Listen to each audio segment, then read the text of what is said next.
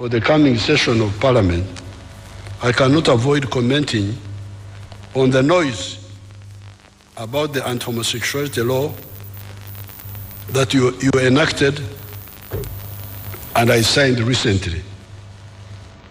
My stand on homosexuality has been repeatedly laid out to all and sundry.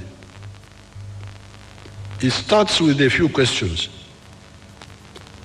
Why does somebody become a homosexual? Is it on account of genetic, hormonal, or psychological reasons?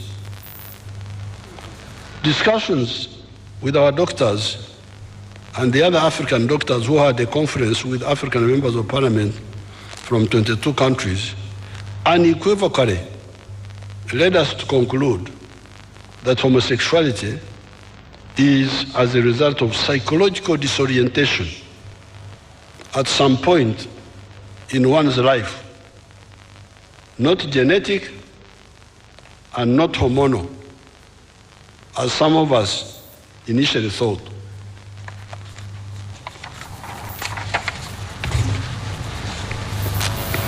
This conclusion that homosexuality is a psychological disorientation gives us a way forward, logically, reasonably, without bias, without what? If somebody is a victim of psychological disorientation, do you criminalize him or her on account of that? Is it logical or fair to do so? The answer is no. Instead, such a person needs assistance to, if possible, overcome his psychological disorientation.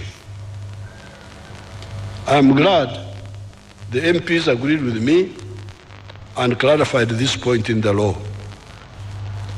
Therefore, those who say that the homosexuals will be arrested if they go for medical care, etc., are wrong. The law now says that a homosexual will not be criminalized for merely being so if he or she keeps the being to oneself. What then does the law fight? It fights this homosexual when he or she goes from merely being and starts recruiting other people who are not psychologically disoriented like him or her to be like him by misinforming or bribing them. There, he becomes a criminal and if convicted, goes to prison for a period not exceeding 20 years. If he goes further and rapes a person, a child, an indigent means a weak person, he commits a capital offense and he faces a maximum sentence of death. This is the law I signed. These are the three substantive points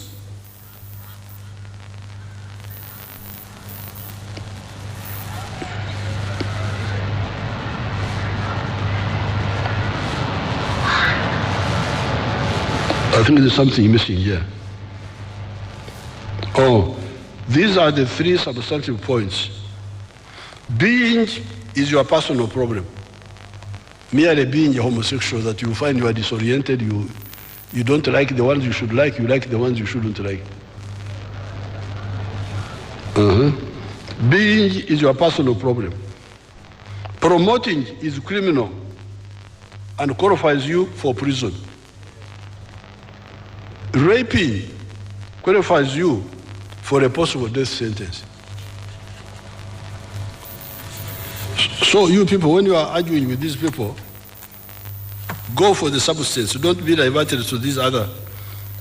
Additionally, in Uganda, sex is confidential, even heterosexual sex. Therefore, if a homosexual keeps his being to himself, or confidentially seeks assistance from the doctors or priests, it will not offend this law.